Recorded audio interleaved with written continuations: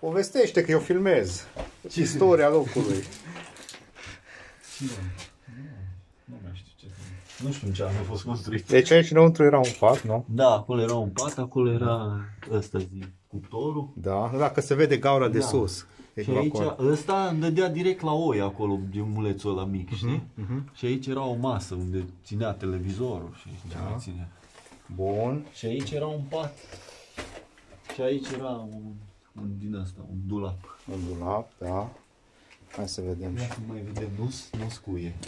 și înăuntru. Ba, uite, mai e așa cuie pe aici. Aici a agățat felinarul, știu cum scuiele astea, așa. Când aprindea.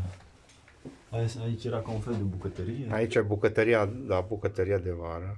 Nu, e de iarnă. De De vară era aici, afară. Afară. Stricat.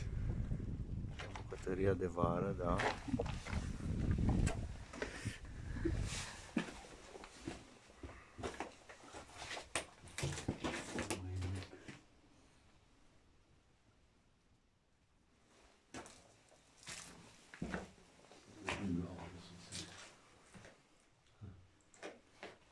Asta e o casă tipic.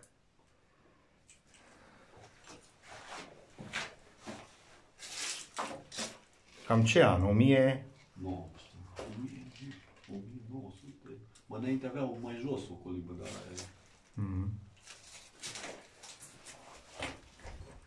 Stai că trebuie să știu. Bun.